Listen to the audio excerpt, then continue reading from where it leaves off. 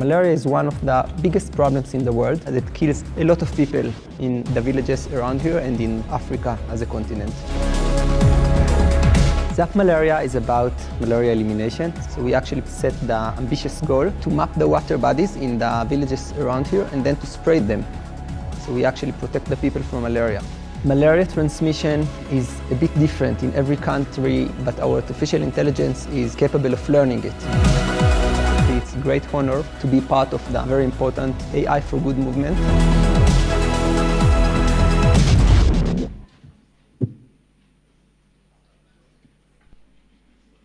Yes.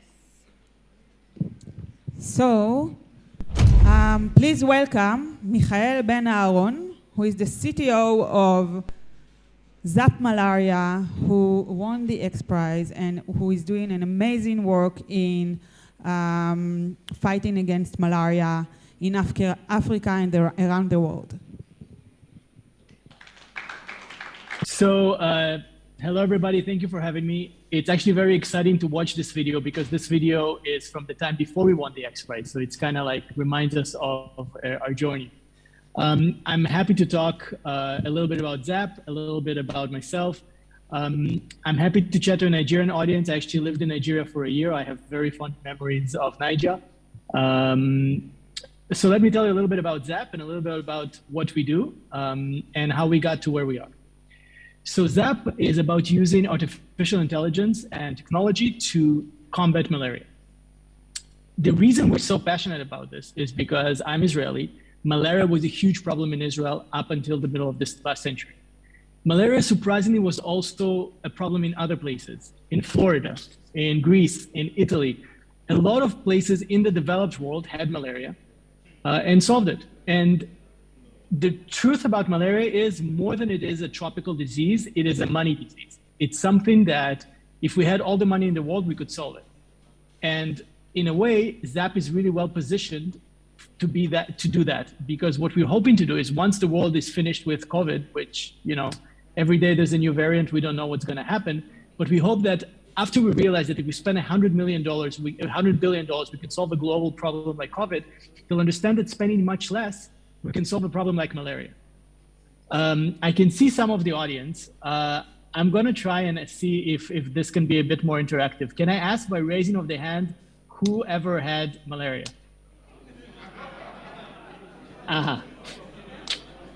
Exactly. Okay. Put your hands down for a second. Let me ask you another question. Who here sleeps every single night with a bed net? Okay. So this is the problem. And I think this is where COVID kind of what it taught us. So what the World Health Community, the World Health Organization, and all the experts are saying is, look, we know you've eliminated malaria in Europe. We know you've eliminated malaria in the Middle East.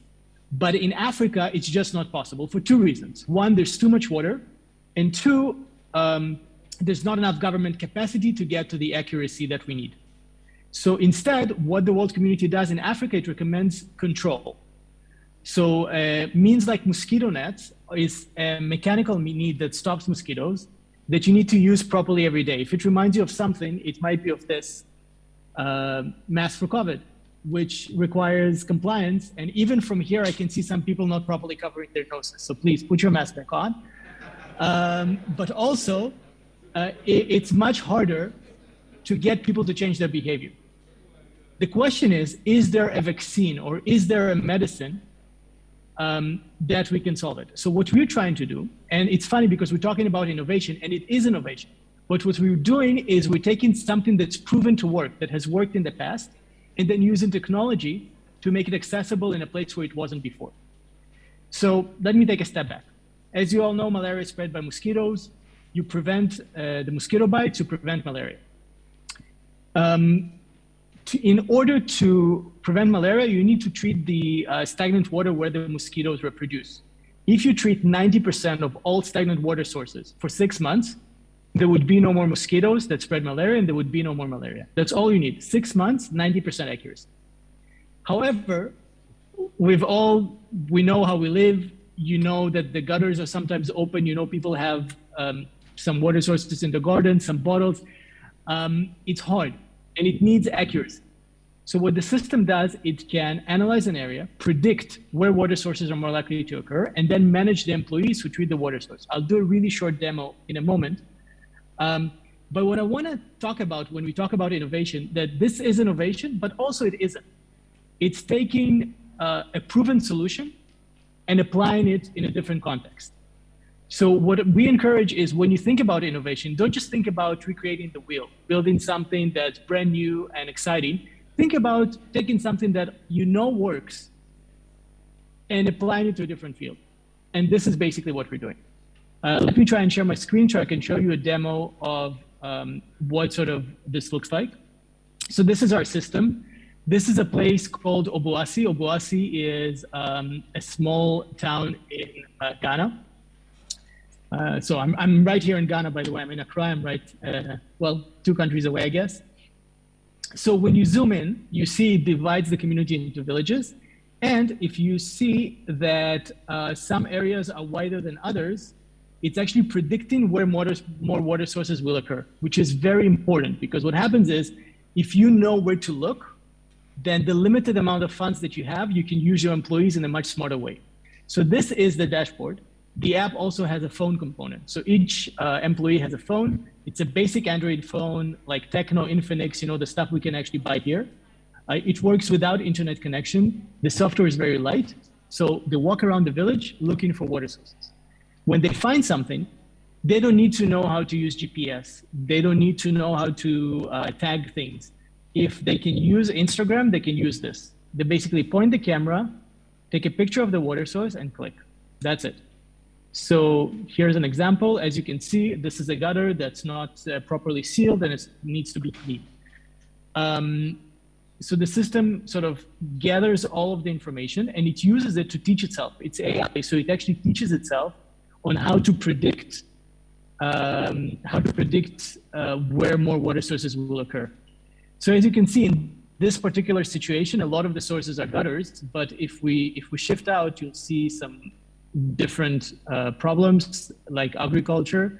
I'm trying to find something different, but right now I think, let me try this one. Yeah, you see like this is a swamp. So then what happens is the employees then need to treat all the water sources. Now, here technology is used to solve several problems, one of which is managing employees, so directing employees to go to a place.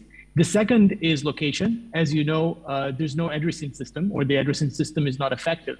So what happens is the employees actually, in the past, if you need to treat the same water source twice, the person needs to know where the water source is. So if the person is not from the community or they're sick that day, maybe they caught malaria, or I don't know, they decided to quit their jobs, it's really hard to find the same water source to keep treating it week after week after week for 6 months. Here, because of the GPS, it's basically go right, go left, etc., until you find it. And as you can see, a same person can treat the water source, different people can treat the water source over a long period of time. You see, like, there's different employees that show up and treat it. Another cool thing is, and this is more about compliance, one of the reasons the system worked so well in other countries is it was done by the military, because you need total precision. You need like complete accuracy. So what happens is the app is geo-locked. So while an employee in theory could say, hey, I just treated this water source, actually sitting at home, they can't do it here because you can only click the button if you're actually standing next to the water source. And finally, and this is the coolest part, and this is how you ensure that there's really great coverage. So I'm gonna step back and show you something.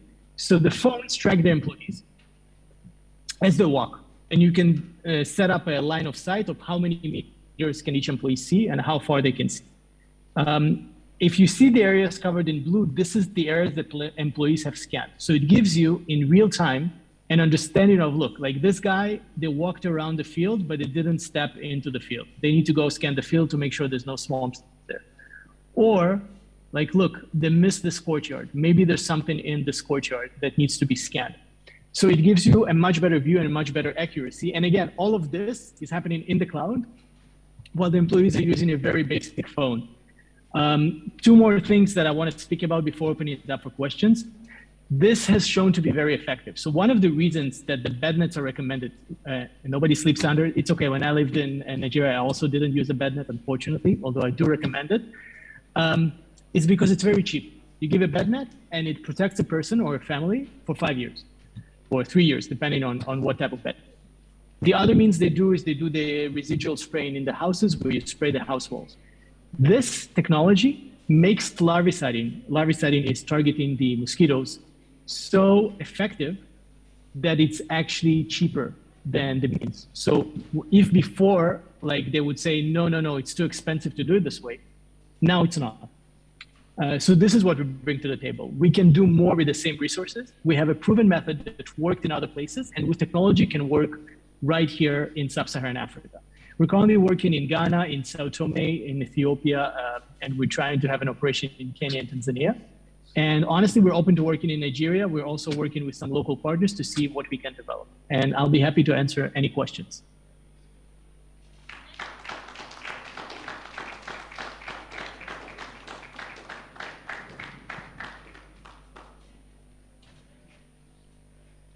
Okay, any questions around? Is anyone interested in asking a question? No? Okay. It seems like you were very clear, Michael. No questions. Thank you, Neta. Thank you so much. We appreciate it. It was super interesting. Okay, we have one question. Just a minute. Sure. Okay, we have 2 questions. Yeah. Is it only water bodies that attract mosquitoes? What about overgrown grasses and shrubs and things like that? How do you capture that with your app? So mosquitoes can only reproduce, this particular Anopheles mosquitoes which spread malaria can only reproduce in stagnant water. They cannot reproduce in shrubs. They cannot reproduce in greenery unless there's water under them. What happens is they have to lay their eggs on water, and then the larva just sits on the water's edge. It floats. If it doesn't float, you're not going to get malaria. Can I expatiate on that, my question? Reason being that Sure. I know that's for reproduction, but sometimes they do harbor around shrubs, overgrown. I've seen where in a garden where I sat outside, there was no visible water body, but over time, my body, there was like an infestation of mosquito attacks around me. So that's why I'm saying that. Is the only water body? So two things.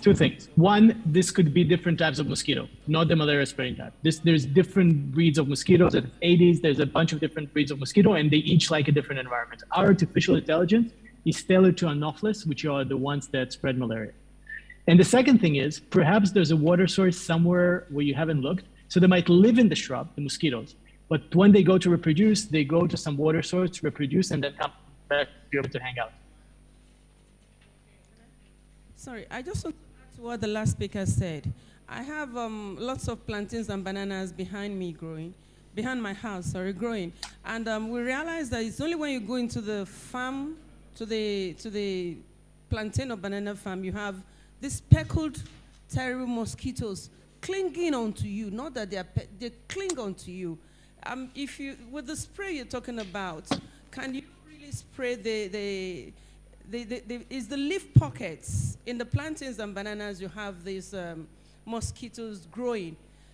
Can you spray the plants and it will not be affected by the spray?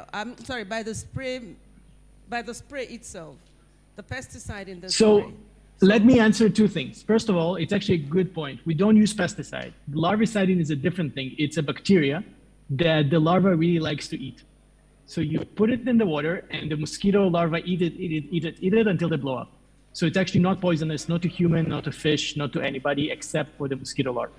However, the mosquitoes you're describing are not an Anopheles mosquito. It's a different breed that's a pest, but it won't give you malaria. If it can breed within a banana plantation and not in the water that stands under the plants, it's probably not Anopheles mosquitoes. It's probably Aedes or something else. Thank you.